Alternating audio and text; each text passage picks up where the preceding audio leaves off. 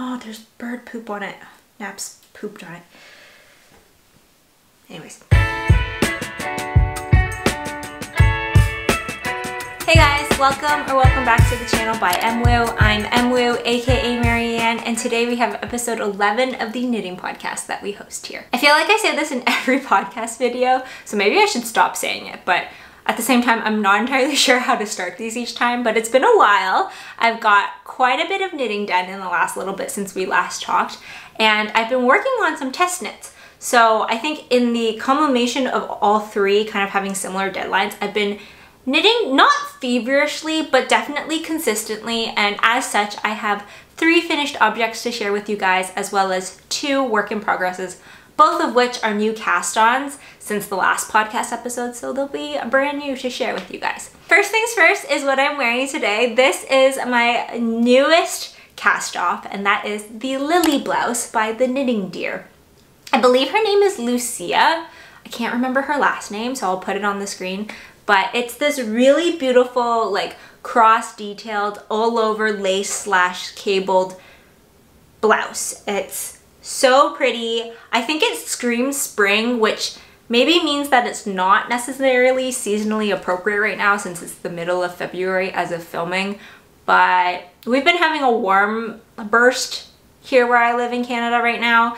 It was like 12 degrees Celsius maybe 2 or 3 days ago, so I'm embracing the spring as much as I can. Plus on Groundhog Day, whenever that was like 2 weeks ago or something, the groundhog predicted that it was going to be an early spring. So I am embracing all the springness, at least until the cold settles back in. You guys have seen this before in its previous state. I think at the time I showed it last, I hadn't joined it together, nor did it have sleeves, so I was like pretty much done the top yoke section, but give you a little bit of closer detail. Like I mentioned, it's this like crossed front, kind of boxy fitting blouse with like half length sleeves, and it's just really pretty. It has like these eyelet detailings here and some stockinette and a little bit of cabling. The design of it was actually really genius. She has it cross in a way that the patterns actually line up. They don't exactly line up when I'm wearing it because they kind of spew outwards because of the way it's sitting on my shoulder. But when you have it hanging and laying flat, it's like really well intricately designed, and I like definitely have to give the designer kudos because that must have caused a lot of like mental gymnastics in order to do that. But the end result is this really beautiful, really refined looking blouse. Before I get into the details, I definitely want to say that I seem to have a thing for patterns that have the word Lilly in them. If you guys recall, my first test knit was the Lilly frill blouse. No, the Lilly frill sweater by Camille K Designs. This one, when I signed up, I didn't even like register in my head that it was called the Lilly blouse until I got approved for the test knit. I was like, oh, 2 Lillys in a row, which another thing later on, you'll find out that I'm making another test knit for a designer whose name is Lilly, so clearly Lilly's and me are having a moment. So in specific to what I made size 1 for the test knit, but the pattern itself will be coming out with 8 different sizes, and they cover bust circumferences of 97 centimeters to 173 centimeters. That's the final garment's bust circumference. The recommended ease for this is 15 to 25 centimeters, and so it has a fairly large range. I think the tail top end just hits 60 inches if I'm not mistaken. The recommended needles that she has you originally do it was 4 millimeters, and so I was in the vision that this was going to be a DK weight. I probably should have thought about it a little bit more because it was 2 strands of mohair held double, which kind of equals fingering weight. So when I actually got the pattern and I was gauge swatching on 4 millimeters, I was not hitting gauge, and ultimately I ended up having to knit mine on 3 millimeter needles. So because of that, the whole initial starting had a little bit of a rough start for me. I had to do 4 gauge swatches, and I think there was a little bit of like friction because I was in my mind like I don't want to do anything fingering weight for a while until the springtime, but then I got like kind of saddled in the situation where I was doing fingering weight when I thought I was going to do DK weight. That's no one's fault but my own, but the end result is beautiful. I'm really happy with it overall. As you can probably tell, I decided not to do a mohair version. All the other test knitters are doing mohair and they're really beautiful, but I made the mistake when I originally wanted to do the mohair that I really wanted to do like a dark purple. I don't know if you can see back there, that's the original swatch for that one. And it was this beautiful like eggplant purple color. I loved it, but because it's a very like detailed pattern and the mohair fuzziness and the small needles, I was getting really frustrated with like the knitting process, because one, it's kind of harder to see where you're doing what you're doing on a darker needle, or not darker needles, darker yarn, and then the smaller needles was making everything difficult with the slippery mohair. So I pivoted pretty early on to doing a non-mohair version, and I ended up using the Emilia and Philomene's Madame Philippon in the color Eugenia, which is this really pretty pale purple. It is hand dyed, so I did do alternating skeins just to make sure there wasn't any color pooling. And it looks pretty uniform, but I think when I was looking at it hanging on the wall, you can definitely see like a little bit of like patching here. It doesn't bother me too much. There's a couple threads because I didn't totally weave it on my ends yet, but yeah, overall really happy with it. This yarn specifically is a 50% cotton, 50% merino, which was an intentional choice on my part. I wanted something that had a little bit more plant-based fibers in it, just to kind of mimic the lack of like elasticity that mohair has, because typically when mohair has like a silk core, it's not super stretchy. And so I wanted something that wasn't going to be 100% animal, so I could get more of a similar vibe, if that makes sense. The end result though means that the drape is wonderful, but it does like crinkle because of the cotton, but nothing that a block doesn't help out with. Overall, the knitting experience, minus the beginning like hurdle about like getting the right gauge and the right yarn, I had a really great experience. The overall pattern is kind of 4, I think, different types. So it has like a stockinette section, it has a cable, it has this like eyelet detailing. I have my swatch to show you a little bit better. So it's like cable, stockinette, this like, I don't know what to describe that, but it's kind of got like this like open circle detailing, and then this kind of like fan looking yarn over detailing. And so it's just like those 4 patterns repeating, and all of them, as much as they look very intricate, are very easy to memorize. And as such, once you get into the groove and you've gotten the like cast on done and the initial bases going, it's really smooth sailing, even though it's knit flat. I think the slowest part of it is the fact that it is knit flat, because once I joined the sleeves on, it was just working the pattern in the round, and the sleeves flew off the needles. I'm usually like a sleeve island person. I will sit on sleeve island for months if like the little voice in the back of my head didn't tell me to finish projects. But yeah, I cast it on one of the sleeves maybe like 2 days ago, and I cast it off the next day. So once you get in going, it is really, really gratifying. And because it's like a 6-row repeat, you always want to get to the next one, right? And it moves so quickly once it's in that smaller sleeve circumference. Some things about the pattern. Overall, the test knit is still going, but I think by this point, most test knitters are kind of getting to the end of it. And so the big, I don't want to say issues, but like mistakes or kind of things that need clarifying have been fixed up. I had a really smooth time doing my size 1, and that's probably a testament to the fact that the designer was closer. I think her original sample was like a size 2. I think more of the like clarification was required for the bigger sizes, but that should all be sorted out by now. The pattern is fairly detailed. It's a 30-page pattern, which is pretty hefty in my opinion, where 8 pages of it are charts. Basically, it's all charted. She has like written instructions in terms of like how to bring you to each section, but you definitely would need to be comfortable in reading charts in order to knit this up. Not that it's too difficult, but sometimes there's like a little bit of a hurdle in terms of learning that. So I would definitely recommend this for maybe like an intermediate knitter or a very, very, very enthusiastic beginner. The overall design isn't too complex, but there's just like a lot of things that you have to think about. And then on top of that, because it's knit flat for much of it, it's just very engaging, I guess is what I'm trying to say. Yeah, I can't wait for the pattern to come out and for you guys to knit it up if it's something that you're of interest. I really, really enjoyed it, and that's my Lilly blouse. I typically like to section it in terms of like finished objects, talk about all of those, talk about all of my work in progresses, and then like new cast on work in progresses. But for today's episode, we're gonna switch things up a little bit because this next object, which is my newest cast on, kind of fits perfectly with my newest cast off.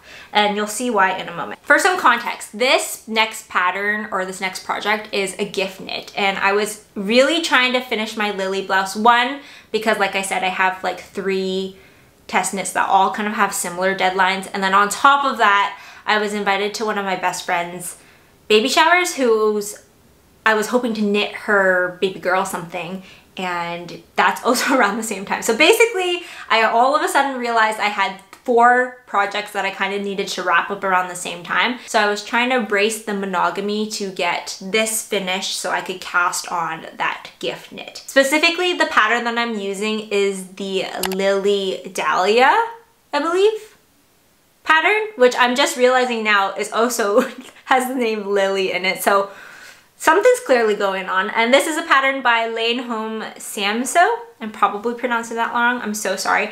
It's this really beautiful 4-in-1 kind of children's pattern where she gives you the option to do a top slash sweater, a onesie, a dress, and a romper. I'm at the very beginning because I literally just casted this on yesterday, maybe evening. I'm gonna do the cardigan design of the pattern, and the reason why this fits in so perfectly is because it's the same yarn as my Lilly blouse. So when I ordered yarn for this Lilly blouse, I'm always really scared of playing yarn chicken. I do not do yarn chicken.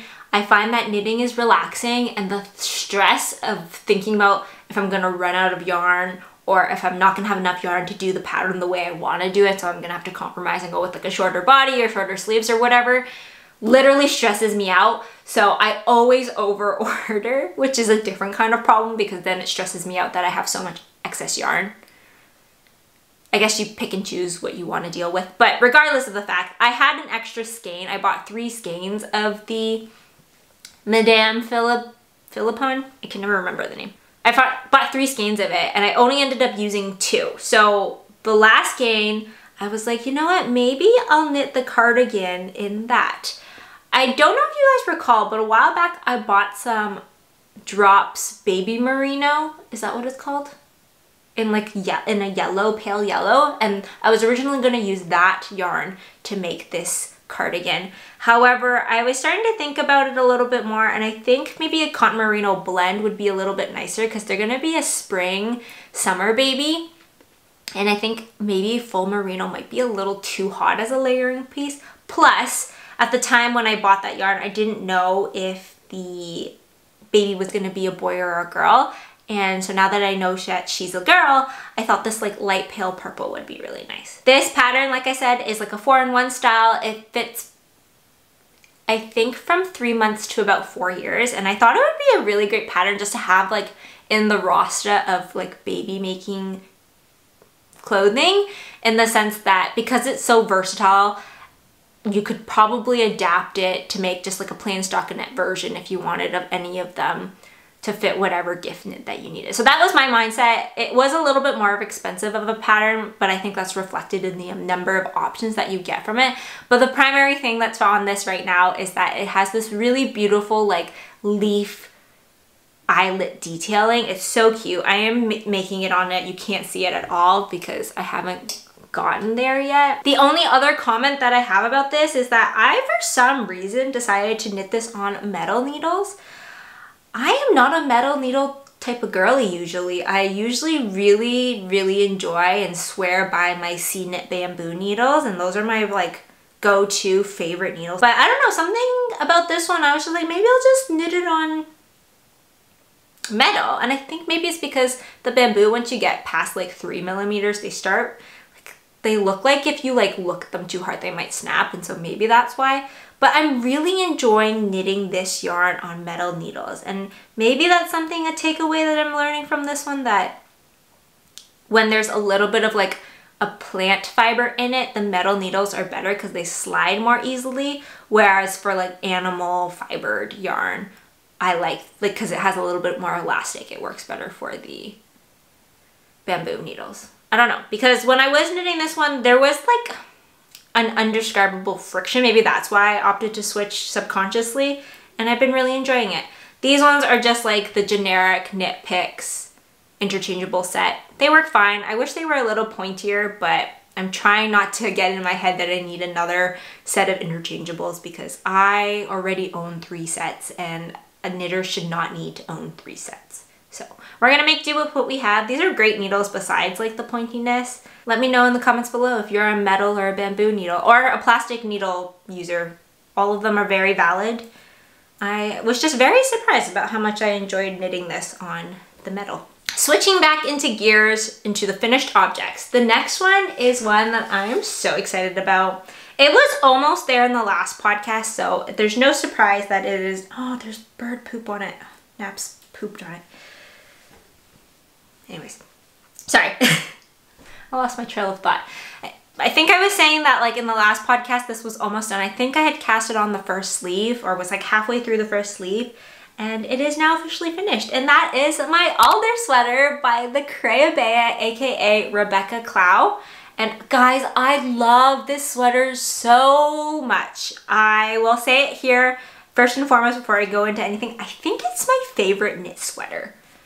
Like everything about it I just love. I love it so much. This is the Alder sweater by the Crebea, aka Rebecca Clow, and it was her pattern release I think back in November or September or something like that, back in the fall time, and I saw it and I absolutely fell in love with it. It's this raglan structured sweater with this really beautiful like slipped stitch star shape. It's so fun, so cute. I knit mine up in the West Yorkshire Spinners Fleece Bluefaced Lancaster DK. I practiced this time. And in the color Berry and in the color Ecru. And I have nothing but good things to say about the pattern, the yarn. I am honestly obsessed with this. Ever since it got casted on, it's been like my go-to sweater. It's so warm, it's so soft, it fits so beautifully. I can just keep gushing forever and ever and ever. But this sweater pattern comes in 10 sizes, I believe. Just checking my notes here. Yes, it comes in sizes 1 to 10, which matches a finished circumference of 90 centimeters to 171 centimeters, and the recommended ease is 2 to 10 centimeters. So I did end up knitting size 2, and that was because the size 1 has an 80 centimeter bust, which is my exact bust size, so that would have been 0 positive ease. But I didn't want to knit size 2 just like flat up because that would have been 11 centimeters of positive ease, and I didn't want something like super oversized. And so my compromise was to do size 2 on slightly smaller needles. I used 3.5 millimeter. I think the recommended in the pattern is 3.75. And as such, I have a slightly denser fabric and in my opinion, the perfect amount of ease. I didn't measure how much ease exactly, but if I was to guess, I probably hit like 6 to 8 centimeters, kind of in that Goldilocks sweet spot. So I'm really happy with it. I do like that I sized down. I like the denseness of this fabric. The yarn itself creates like a really drapey fabric originally, so I'm suspecting if I had used the bigger size, it would have been even more drapier, and I really like the way that this flows. So I'm happy with the needle and size selection that I ended up choosing. This one has been a labor of love for 3 months. I feel like I've been working on it for longer, and 3 months is not an insignificant amount of time, but I am so excited that I casted it off and get to wear it. Despite it being warm, I'm still wearing it and I still love it so, so much. So I've been working on it, like I said, for 3 months. I will say the pattern is very engaging, but in my opinion, very slow moving. I was reading on some of the Ravelry project pages that they found it like really addictive to knit and like it moved really quickly. I both agree and disagree. I think my disagreement comes from because it's like a slip stitch pattern. It's a 4-row repeat with like slip stitches at certain times.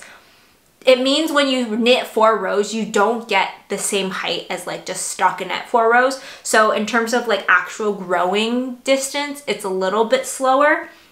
100% worth it in my opinion, but I think because it was growing more slowly than what you historically would have had if you were just doing like a stockinette sweater, I was getting not discouraged, but that's why I felt like it wasn't as fast as I felt like it should have been given the amount of knitting that I was doing. Does that make sense? I hope so. This 100% needed a block. I think in the past podcast I mentioned I was worried about the bleeding. I didn't let it soak too long, but I think I didn't really get any bleed. There was definitely a little bit of like a pinkness to the like blocking water, but overall I don't think it bled at all, and I'm really happy with the contrast between these colors, and I am just obsessed. I would have worn it if I didn't just cast this one off. This is what I was originally gonna wear in today's video, but I casted this off and it finished drying surprisingly in like a day, and so I was like, oh, I'll wear this one. I was also like wanted to try it on and see what it looked like, because I didn't mention, but because it's like so patterned, when you're knitting it, it's like really squinched up and it really needed a block to relax. And I was really worried about the fit. It blocked beautifully, so I'm really happy with it. But as such, I didn't end up wearing this one. Maybe I'll wear this one in the next podcast. Who knows? The only other thing is just like some small things. I decided not to do an Italian bind off on the cuffs. I think when I finished my Robinson wrap top that I talked about in the last podcast, and where I did an Italian bind off but then had to rip out the bind off because I knit the sleeve too long, I was a little scarred. So I was like, you know what, for the sleeves, these ones, I'm just gonna do like a normal stretchy bind off. I think it looks fine. Like obviously an Italian bind off looks a little cleaner with like the nice ruled edge, but it gets the job done, just the normal one. I didn't get flaring, which was really nice. I know sometimes that's a concern, but yeah, I definitely was like thinking that in the sense because I was worried that the sleeves were going to be too short when I cast it off. And if I had to rip out another Italian bind off, I think I would have screamed, because it takes so long to knit an Italian bind off, but it takes like 3 times as long to like unravel it without like actually just cutting. I know some people just like cut it off, but I don't want to do that because yarn sometimes is it a low commodity? Is that the term I'm looking for? I don't know. Yarn sometimes is like finite. You only got so much. You gotta use what you got. So yeah. Anyways, I won't go on. I love this sweater. You will be seeing a lot. I will be wearing it a lot. I love it so much. Actually, to that point, I love all of Rebecca's patterns. I'm calling it here that moving forward, if you see a lot of her patterns, my declaration of love for them is being put out right now. I already have the stick season sweater, the Cargill sweater, and I'm waiting for her Alder sweater pattern to come out, or her sweater cardigan vest pattern to come out. I am obsessed with all of them. I cannot wait to get my hands on them and the yarn on them. I already own the stick season and the Cargill sweater patterns. I just need to get the yarn for that. This was my first Rebecca pattern, but it for sure won't be my last. All right, the next finished object is not a sweater, but it's a shawl. I know in my last podcast I say I'm not a shawl girl. I signed up for a test knit for a shawl and I got it, and I'm so happy I did. This is like my favorite maybe accessory that I've made so far, at least for sure in 2024. I mean, it's the only accessory I've made in 2024, but anyways, that is the Pimpom, oh, you can't see it, the Pimpom shawl by Laura Penrose.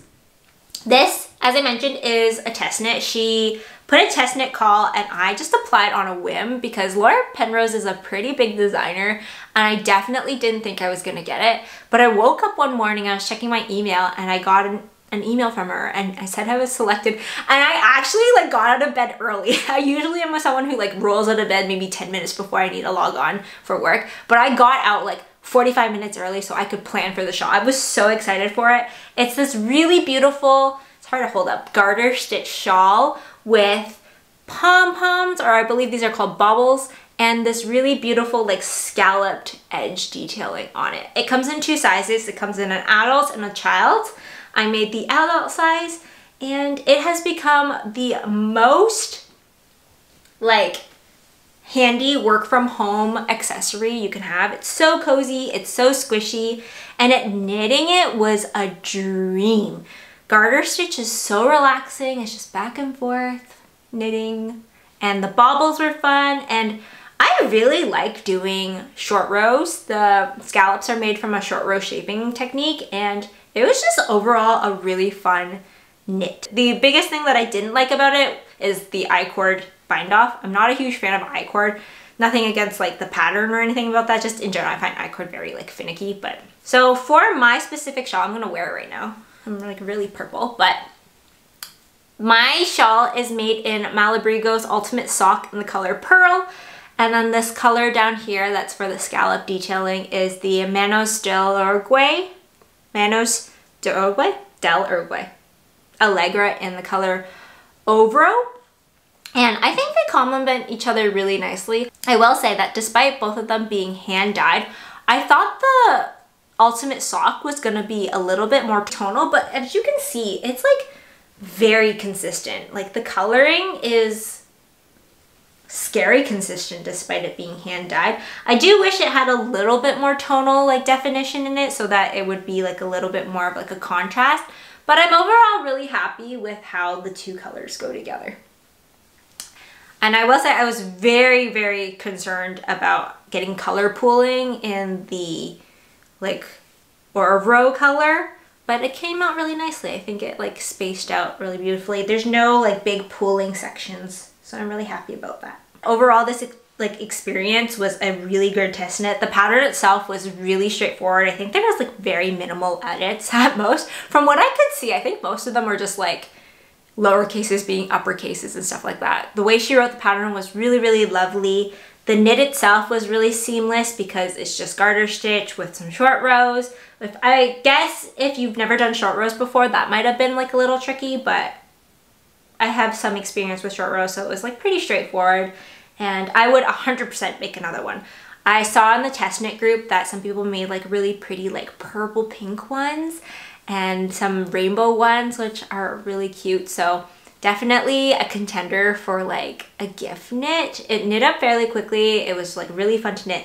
The biggest issue that I had, and I don't think this was just a me thing, I think this was just like a garter thing, is that I was having a hard time hitting gauge because garter stitch is so stretchy. Like even just holding it, you can see like it like stretches so much.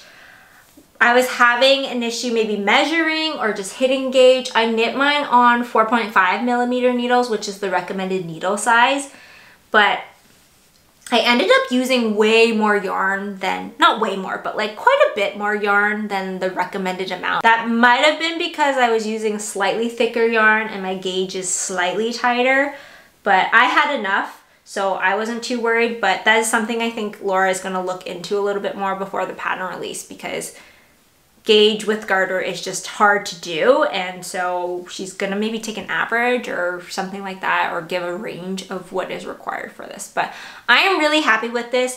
It ended up using up a good amount of yarn in my opinion. I was trying to figure out what to do with this Malabrigo Ultimate Sock because I originally wanted to do what was the tee called? I don't remember the name of a t-shirt, but I originally wanted to knit up a t-shirt, but then given that this was superwash merino held with nylon, I thought maybe it wasn't going to be the best one, so then I wasn't sure what I wanted to do with it, and this was the perfect project. One other thing I will add that I try not to think about is how expensive this was though, because I ended up using 5 skeins of hand-dyed yarn, and so if on average a hand-dyed yarn is like 35 Canadian dollars, the shawl is not the cheapest shawl, but you could definitely get away with using like non-hand dyed, like a commercial yarn. And I think it would be a great project if you want to do like a scrappy yarn project because it's so cute. But yeah, I adore it.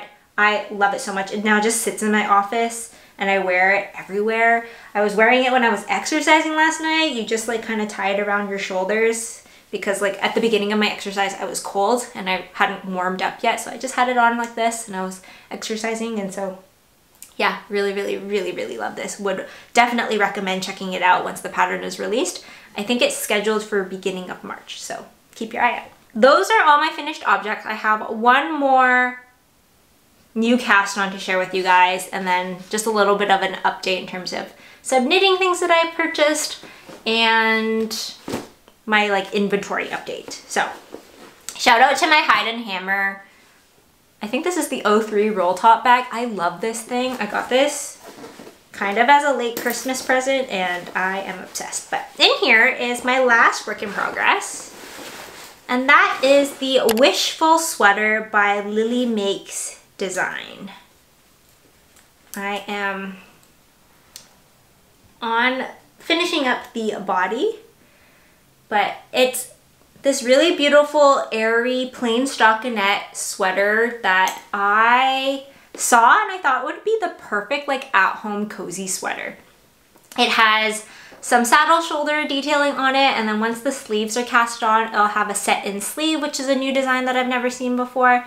And I'm really happy with how it's turning out. It's been a really kind of mindless knit, which has been really welcomed after all of the color work and cabling for this, or not cable, but like lace detailing on the Lilly blouse. I've really enjoyed having something that is a little bit more like just pick up and go stockinette.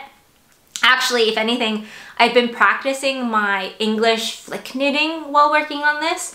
I am primarily a continental knitter, and I know that it's technically faster, but just to like, one, try something new, and then two, give my hands like a little bit of a break because they use different muscles and it's like a different technique. I've been kind of practicing with that, and so I feel like this yarn is pretty forgiving in terms of like a little bit of a different tension between when I work on my English style versus continental, but overall I don't think it's too bad. This is another test knit. I swear this one's my last one, but this is also a size 1 test knit. It is this all over kind of blown fiber sweater.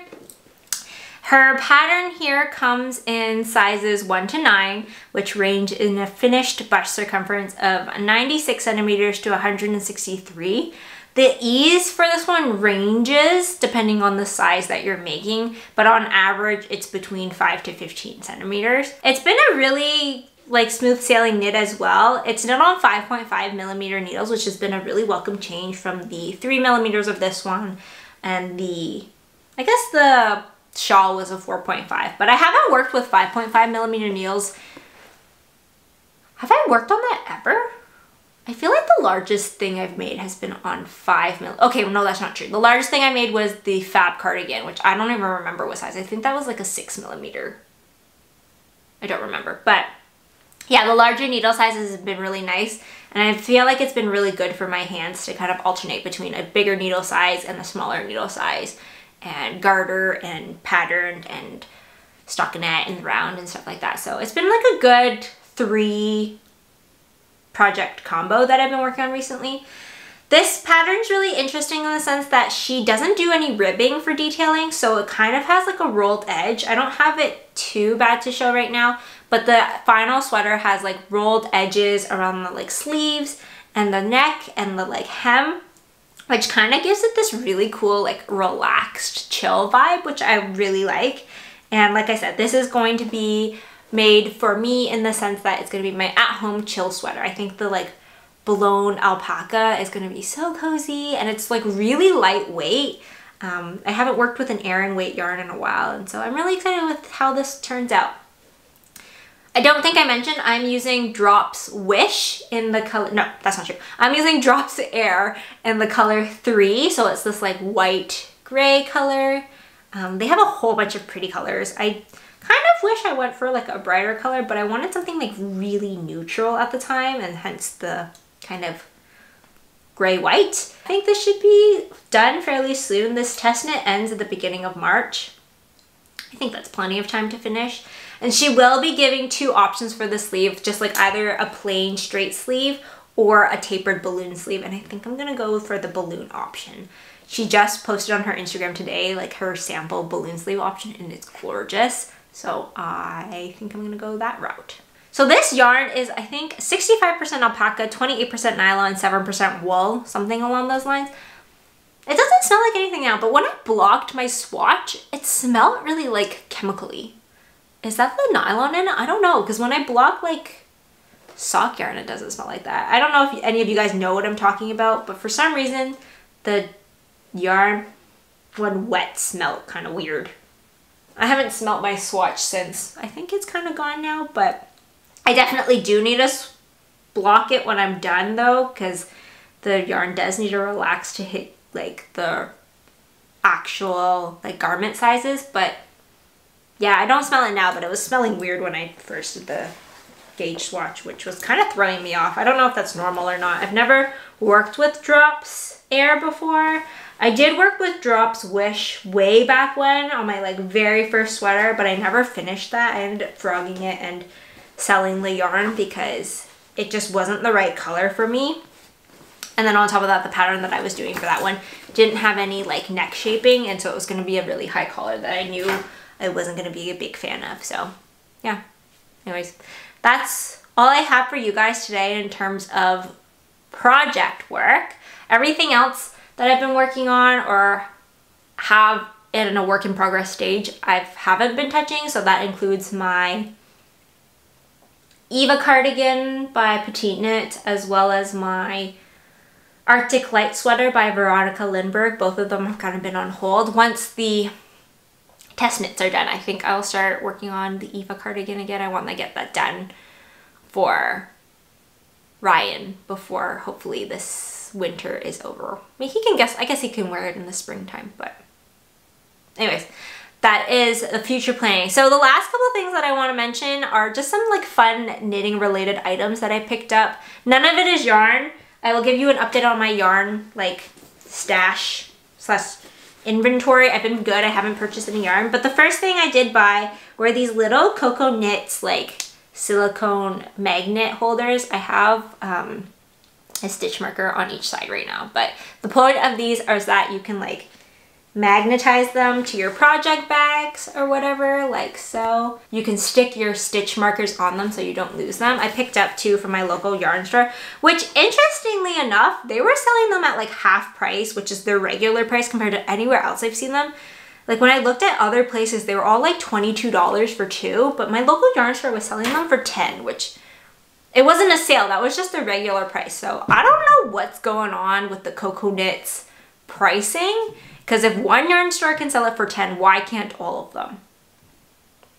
Just saying, I don't know. But I picked up a couple of those, so each of my project bag now has one, because I was notoriously bad at losing stitch markers and then buying more stitch markers, which was going to end up being more money. So I now have those everywhere, and I just like throw a stitch marker onto that whenever I finish using it, because yeah, they were getting eaten by my vacuum. The other 2 things that I picked up are more for just like yarn care. And this is just like a stack of dry lavender and some like muslin bags to put them in. I usually put like lavender with all of my yarn in my like knits, the knits that are not in rotation, because when I'm wearing them, I don't worry too much about moths or anything getting in. But the ones that are in storage, I usually keep them with this, but I've been using the same lavender for a while that the smell is gone, so picked up a bag of this. A ½ pound, I guess, is what I took. I haven't opened it yet. As you guys can see, it is very much vacuum sealed, but I'm excited. This smells so good. And I just picked up a couple of these bags because I was using socks last time. I rolled lavender into socks, but I think like the denseness of the sock roll like doesn't help the scent kind of. Anyways, that's just me. My excuse. I bought more so I can put them in my yarn stash, but that is there. I know you can also technically use cedar balls, but all the cedar balls that I've seen don't smell like cedar anymore. And from what I've heard, the whole purpose of this is to like mask the smell of wool, because that's what actually insects are attracted to. Please correct me if I'm wrong, but that's what I heard somewhere. Last but not least, before I sign off for today, I will give you a little bit of an update of what has been going on with my inventory. So I don't think I did this in January, so I'll start back at the beginning of January, but as a little bit of a recap, for the month of January, I started with 130 units of yarn. Actually, we'll back up even more. First and foremost, if you guys watched my 2024 knitting intentions video, or even if you don't, one of my goals this year was to prioritize my yarn that I currently have before buying new yarn. And so one of my goals was to be able to get my unused yarn like stash down to 100 units, and a unit is like any like purchasable amount of yarn. So a hank of yarn or a skein or a cake that you would go to the yarn store and you would buy. So that is 1 unit is singular by that. I don't do it by weight or by like type or whatever. And so I started the month of January with 130 units of yarn, and I had 15 units come in. Most of them were for my test knits. That's the only exception that I have right now to that rule, is that I can buy yarn for a test knit that I've been approved for if I don't have pre-existing yarn for that. So 15 units came in and 37 units went out. That is either being used for projects, or I actually did sell a bunch of like old acrylic yarn that I had from my temperature blanket era. The total meant that at the end of January, I had 133 units, which was the starting number for February.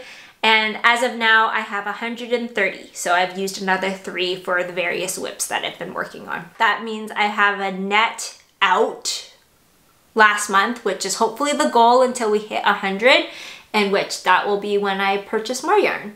So until then, I think we're on a good trajectory. My goal is to aim for maybe like April, May to hit that 100 mark, because 1, I'm going to Knit City, Toronto, and I hope to pick up a couple skeins there. And then 2, like I mentioned in the past, one of my favorite yarn stores to order from is the Knitting Loft, also based in Toronto. And they typically have 3 sales a year. And so their first sale is for local yarn store day, which is in April usually. And so if I can hit 100 skeins or lower at that point, I can purchase a whole bunch of yarn on sale, which is always the best kind of yarn in my opinion. I hope you guys enjoyed today's video. Thank you so much for watching, and I will catch you guys in the next one. Bye for now.